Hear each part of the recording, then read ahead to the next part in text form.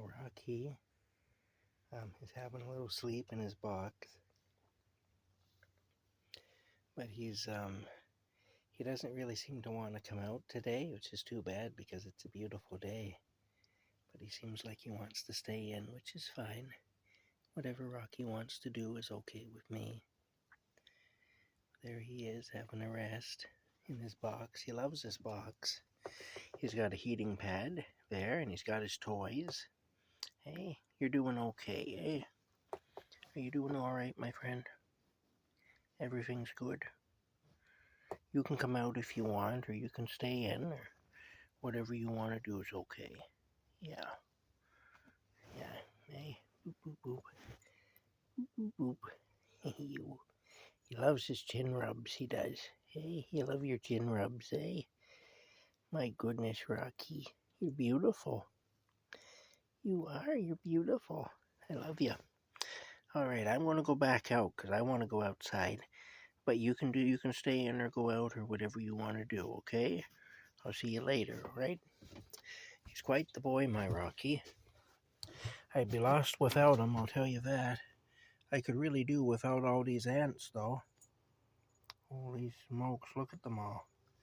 I've got traps out, and the traps I think are helping some, but not that much, really. Anyway, let's sit down here. I called the lawyer, and I got an answering machine, so I just left a message. I may be on a job tomorrow, so I told her that. I said I'm free the rest of today, and I'm probably free on Wednesday. I don't have any work lined up so far on Wednesday, and I'm working tomorrow though, and I'm working the end of the week, Thursday and Friday as well. So anyway, I don't know.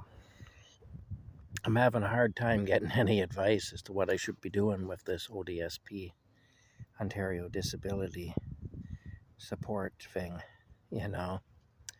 I'm having trouble sorting that out, but anyway,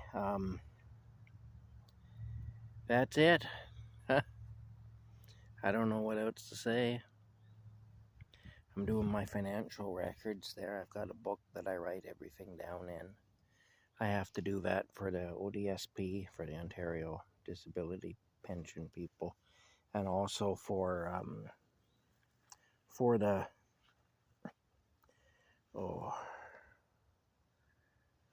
the government when I file taxes, because I have to declare my income for taxes. I'm so poor that I don't end up paying taxes. There was one year, 2018, that I paid taxes, but that was a particularly good year, and that was the first year in a long time that I was actually above the poverty line. It was a good year until I bought that truck that turned out not to be any good, but when my van died. But I was doing property cleanups at the time, and I did a couple of jobs, and I made a lot of money at them, where I was cleaning up properties that were just basically full of trash, you know. The one property I cleaned up had a 6-foot deep drainage ditch on the edge of the property, and the people had been filling it with trash, and the trash pile filled the ditch and extended beyond the ditch out into the yard about 6 feet and went up above the ditch another 6 to 8 feet. So there was a rear axle from a 1954 Pontiac in there. There was a couple of motorcycles, a couple old motorcycles in there. There was there was half a piano with the tuning board and everything in there. There were pails, plastic pails full of used motor oil. There was a Rubbermaid tote that was full of old cassette tapes and dog poop. That was one of the things that was in there. Old cassette music tapes from like the 80s and dog poop in there too. It was just wild. Anyway, plus they were moving out of the house, and so they started adding stuff from the house. So there was a lot of furniture I had to haul away and stuff like that. But I made money on a lot of the resellable stuff. What I did is I sold the scrap metal, and the scrap metal money then paid the tipping fees at the dump for the stuff that was garbage. And I was still working for the auctioneer, at least off and on, and still not on bad terms with him. And so I used to take van loads of furniture and other resellable things over to him, and he'd buy them from me. And so I had, I get, free $400 for a van load of goods. So I was doing all right anyway that year. I made a lot of money. I had that job, and there was another property cleanup that I did that wasn't quite as involved as that. And then there was, there was going to be more work like that. That business was really doing well. But then my van broke down, and I had like 2 or 3 jobs lined up that were spin-offs of the other 2 jobs.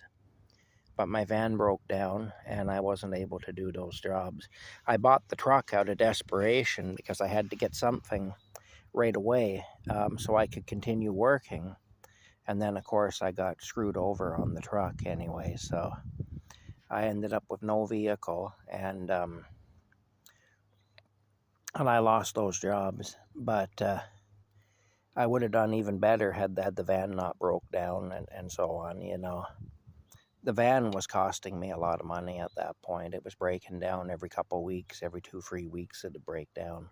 So it was just worn out. It was high mileage like my truck, and it was just worn out is all. It was a good old van, but it had its day, Anyway, bottom line, that year I did have to pay income tax, but I went to H&R Block, and they actually minimized it quite a bit, because they asked me, they said, do you keep records for your business and so on? And I do, and they said, okay, well, that's because you do that, we can write off part of your household expenses. And so they said your hydro and your rent and so on, we can write that off, your electric, your rent, and so on. And so that brought it down quite a bit. And then the fact that I was using my van to do these jobs too meant I could write off some vehicle expenses. One thing I'm going to have to do soon is I'm going to have to go to the Ministry of Transportation and see if I can change the ownership of my truck over to a passenger vehicle as opposed to a commercial vehicle, because for some reason they registered it as commercial when I registered it. That's how they put it. And that will mean that I'll have to, if it stays in the commercial ownership, I have to get it safetied by July the 25th. My ownership expires on July the 25th, in which case I'm no longer legal for the road if I don't get a safety check on it. And it'll cost a lot of money to safety that truck. I'm sure it will. So if it even can be safetied. There's a hole in the frame now, so that alone will make it that it isn't possible to safety it. As far as I know, that hole in the frame will make it that it can't be safetied. It's a rust hole. Anyway, that's where we're at. That's what's going on. Rocky's sleeping comfortably in his box. I'm really surprised he isn't out here enjoying this beautiful day, but he's just doing what he wants to do, and that's okay. The door is open, and he can come out if he wants to, but I'm not going to try to make him come out. I figure he knows best what he wants to do, and he knows he can come out if he wants to, and so it's all good anyway. If he wants to come out at any point, he can. Anyway, that's it for now. We'll see y'all later. I hope you're having a good day so far. I hope the weather wherever you are is beautiful like it is here. This is where it turned out to be a really nice day. All right, if you got to be homeless, this is the day to be homeless, I'll tell you. Just a day just like this is perfect to be homeless. If you got to be a hobo, this is the day to be a hobo. All right, we'll see you later.